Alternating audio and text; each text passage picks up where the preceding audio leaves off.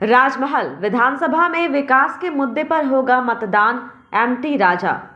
झामुमो प्रत्याशी राजा ने राजमहल विधानसभा सीट से दाखिल किया अपना नामांकन।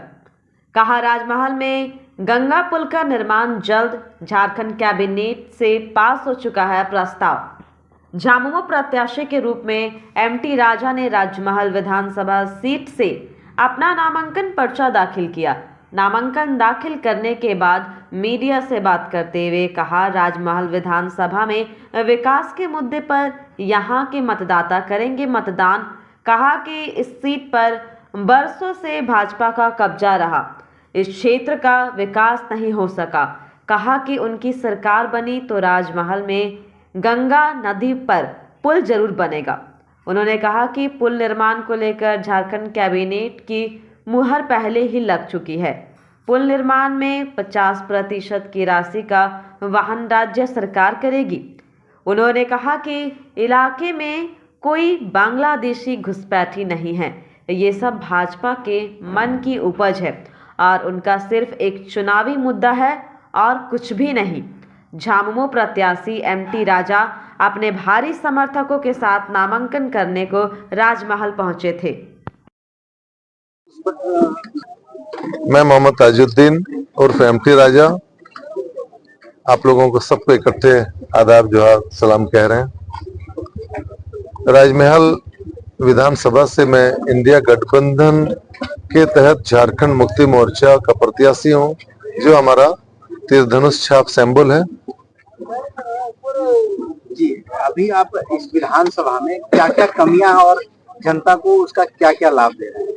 बहुत सोच समझ के आए हैं और सिर्फ कमियां ही कमियां हैं और टेंशन भी नहीं है। सिस्टमेटिक ढंग से काम करने से सारा प्रॉब्लम सॉल्व होता है। और हमारे अभी नौजवान लोकप्रिय सांसद भी हैं, उनसे भी दिल्ली का मसला को हम लोग उठाते ही रहते हैं।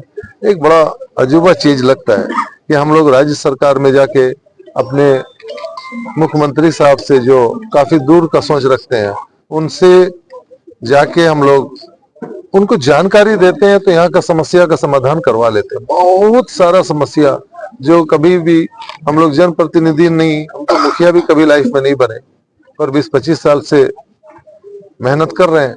और हमको इस बात का खुशी है कि हम अनगिनत जहां पे आप बैठे हैं, जहां पे आप इंटरव्यू ले रहे हैं, ये भी मैं कोशिश किया था। और हमारे उस टाइम मुख्यमंत्री हेमंत सोरेन साहब थे। ये स्टेडियम अभी यहीं पे मेगा जलापूर्ति योजना है। बाढ़ के दिनों में जाते थे ना, तो लगता था कि अभी भी आप जाएंगे तो नदी का पानी में मिट्टी मिला होगा। तो ये सब देख के हम लोग बहुत चिंतित रहते थे। तो मेगा जलापूर्ति योजना 83 किलोमीटर गंगा कटाव उनके जमाने में लिए थे। उस टाइम भी हेमंत सोरेन साहब भी मुख्यमंत्री थे। और अभी शेरशाहबादी का सर्टिफिकेट का निर्गत में भी पहल किए। अभी आप देख, अभी तुरंत कैबिनेट में जो सबसे बड़ा मुद्दा है, राजमहल मानिकचक के बीच गंगा नदी में पुल का मुद्दा। ये बहुत सारी ऐसा मुद्दा है ना, जो ये सब अभी स्वास्थ्य है, सड़क है, बिजली है। आप देखेंगे कि पूरे डिस्ट्रिक्ट में रोड का क्या हाल है।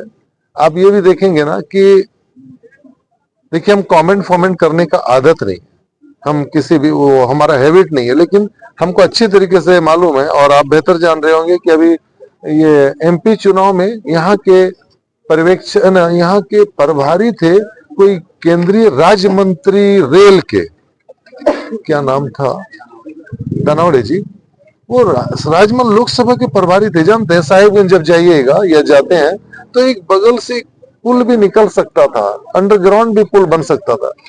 जानते हैं, हमारे लोकप्रिय सांसद केंद्र में अपना पार्लियामेंट में अपना इन मुद्दों को उठाते हैं, ट्रेन का ठहराव उठाते हैं, बहुत सारे मुद्दों को उठाते हैं।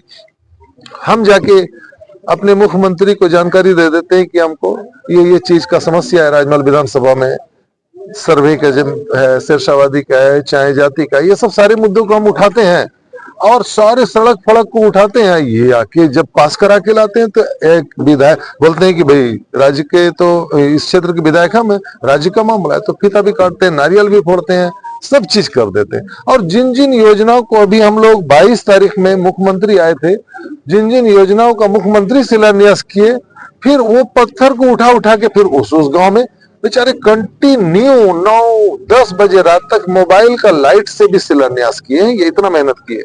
योजना हम लोग लाते हैं, दिल्ली से सांसद महोदय विजय हंसदा जी लाते हैं, राज्य से हम लोग जाके अपने संगठन की बदौलत अपने माननीय मुख्यमंत्री साहब से लाते हैं, और इंडिया गठबंधन के हमारे मंत्रियों से लाते हैं, और ये शिलान्यास और नारियल फोड़ने का काम करते हैं। राजमहल विधानसभा क्षेत्र के जनता से आप क्या उम्मीद रखते हैं, और उसके लिए जो आप जो है जो तकलीफ है उनको आप जो है, अगर आप जो है इस क्षेत्र में जो है अगर आप जीतते हैं और राज्य में अगर आपकी सरकार बनती, तो क्या ये संभव है कि आप जो वादा कर रहे हैं वो पूरा वादा कहाँ कर रहे हैं? ये तो मेरा अपना समस्या है। निश्चित रूप से हमको पूरा करना हमारा धर्म और फर्ज होगा। अच्छा, ये हमारा अपना मिट्टी का समस्या है। अब तक की सबसे मूल जो है सभी लोगों की जरूरत है शिक्षा। शिक्षा का स्थिति बद से बदतर है, कैसे सुधार कर पाए? अभी हम बोल देंगे ना तो वो लोग सीख जाएंगे। रहने दीजिए ना, हमको बनने के बाद हम निश्चित रूप से सुधार देंगे। इनके लिए जो है स्वास्थ्य की भी स्थिति बदतर है, सड़क की भी स्थिति बदतर है। कुछ तो लोगों को मतलब बोलिए ताकि वो समझे और आपको जो है। आपको सच बात बता रहे हैं, सारे तो मेरे अपने हैं। आपको देख के लगा होगा, देखिए सचमुच भारतीय जनता पार्टी ना 160 बूथ पे पॉलिटिक्स करती है। 160 बूथ के लोगों को थोड़ा बहुत जानती है। हम तो 383 बूथ में बाइक उठा के आराम से हेलमेट पहन के 383 बूथ का तो हर गली हर को नाम जानते हैं। आप लोग निश्चित रूप से एक चीज को जरूर फोकस करें, जो सच्चाई जो आपने देखा है। अभी आज ही कई प्रोग्राम हुआ है, मुख्य रूप से अभी 3 प्रोग्राम मेरे, एक निर्दलीय प्रत्याशी का भी नॉमिनेशन था सुनील जी का, आज हमारे मित्र अनंत ओझा जी का भारतीय जनता पार्टी से भी था, और मैंने एनडीए से जो थे, और इंडिया गठबंधन के तहत झारखंड मुक्ति मोर्चा के प्रत्याशी के रूप में मेरा भी था। एक सवाल आप लोगों का, कई सवाल हो गया, मैं एक सवाल आप लोगों से इजाजत है क्या? जो कंप्लीट भारत यहां नजर आया, हिंदू मुस्लिम आदिवासी सिख, अभी एक यहाँ पे सिख भी है, वो बाद में पत्रकार है, हमारा राजमहल के है और हमारा दोस्त भी है वो। तो जो मिलन कंप्लीट भारत जो आप यहाँ देखे वो बालू प्लॉट में नहीं देखे होंगे। उनको सिखाया और समझाया जाता है, एक ही नारा पढ़ाया जाता है। सिर्फ कब तक? 30 नवंबर तक, सॉरी 20 नवंबर तक। पोलिंग के बाद उनको पूछने वाला, उनको देखने वाला कोई नहीं। विधायक जी सिर्फ अगर शिलान्यास और अब अपना निधि और कुछ पोखर के बाद हमको लगता है कि 10 साल में 10 काम गिना दे तो हम मान जाए। बड़े काम जो होता है काम, और हम यहीं से 10 काम आप देख सकते हैं, फुल फ्लैज में चल रहा है। जनता को क्या समझे?